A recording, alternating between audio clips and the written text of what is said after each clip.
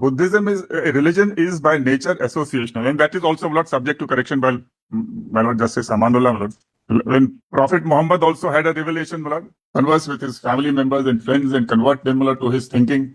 Religions existed, and these are the religions which they had in mind. And the other aspect is, my Lord, the framers had both the good and bad experience of religion. There was crusades against Islam launched by Christianity. And we also know, my Lord, how in the name of jihad, my Lord, there was Islamic invasions in various areas. Know is that when Lord Buddha, my Lord, had enlightenment in Gaya, then he came to Sarnath and he collected his friends and all, and they were the first people who were convinced about his revelations.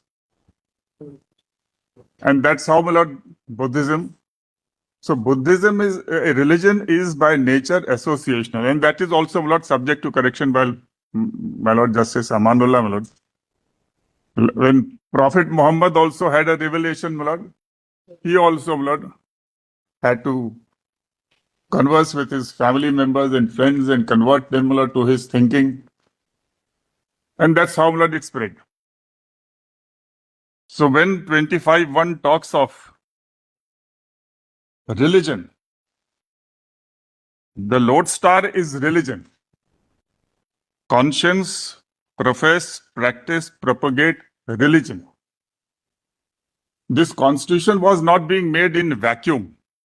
There already existed religions. An explanation 2, Lord, in fact, mentions some of the religions, which I will be addressing as the basic religion. So religious denominations will be, my Lord, like streams flowing out of the basic religion. But religions existed, and these are the religions which they had in mind. It is with respect to those religions. I'm not saying that new religions cannot be born, my Lord. Some tribals are, my Lord, in Jharkhand, etc., claiming there's some Sarna religion, my Lord. They worship hills, trees, and so on, and they want it to be recognized.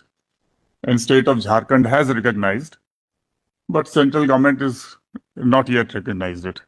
So new religion may come up. But as on the date of the constitution, there were religions, and those religions existed in the associational form.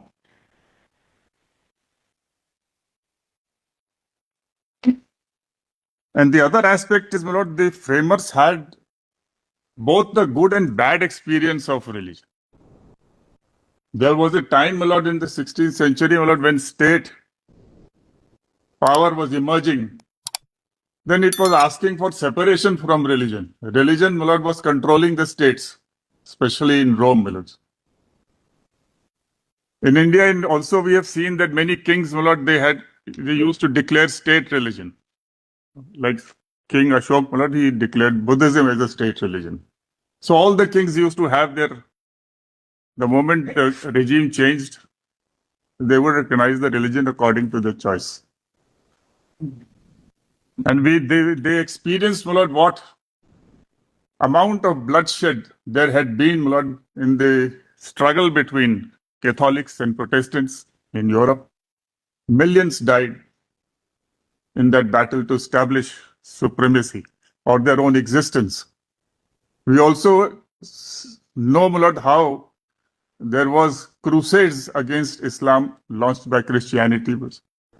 And we also know, my Lord, how in the name of jihad, my Lord, there was Islamic invasions in various areas.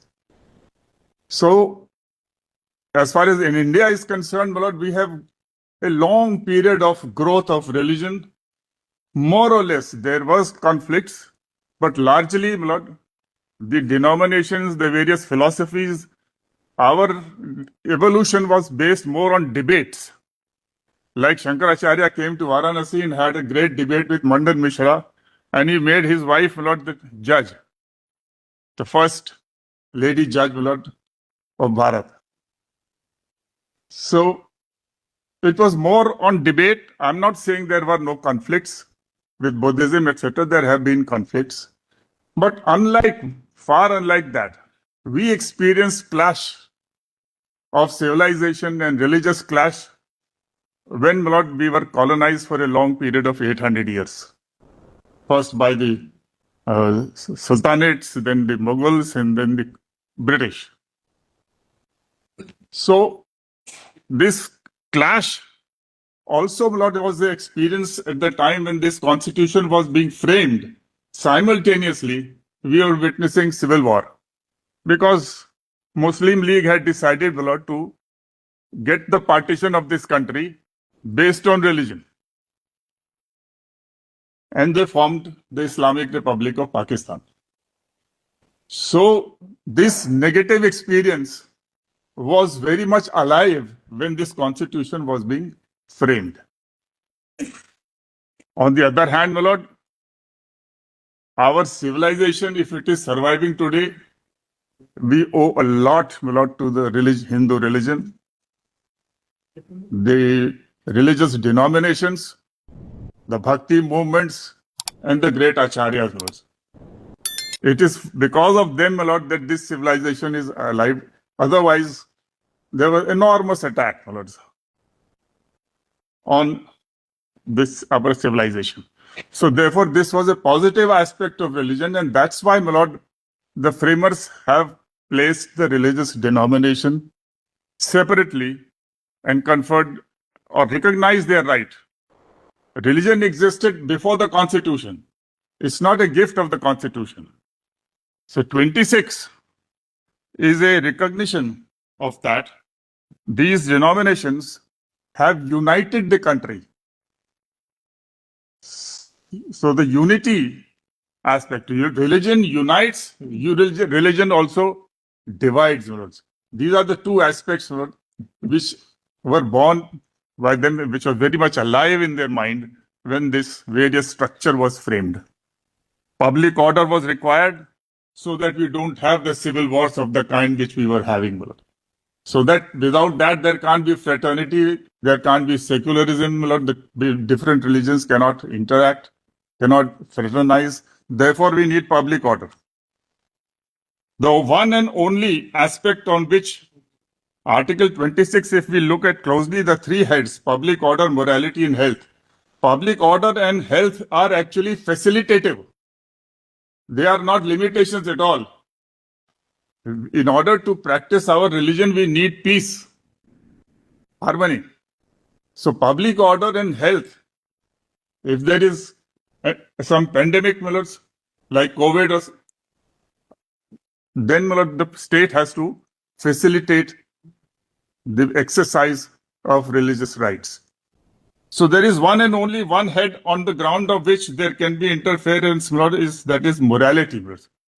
Because we also had the experience of Sati Pratha and Dasi Pratha and so on.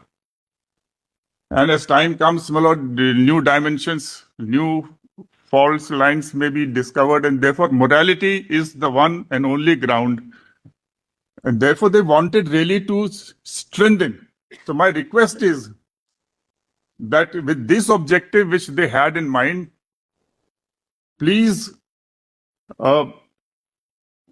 give a verdict which brings out this fundamental right to religion in a robust manner. It should not be a matter of a plaything where the governments come and go, and they interfere at their whims and pressures for their political ends, etc. Because religion is very much intertwined with society, the social life, politics also. We see, that if you are contesting election, the first thing you have to do is to go and visit a temple. So the temples, again, have a central place in our history. I've been reading the Professor Dr. Upinder Singh, former Prime Minister's daughter, Manmohan Singh's daughter, and she has mentioned that in ancient times, these temples functioned as banks also. Because when the ships used to sail, the Cholas and the Cheras and the Pallavas and Rajshekharas of Kerala, the ships used to sail east and west. They needed a lot of finances. It's the temple, which was the central piece, and that's why the temples bore the brunt of attacks, of Ghazni and so on. So therefore, we should not, my lord, put any construction on 26 which dilutes the rights which have been given there.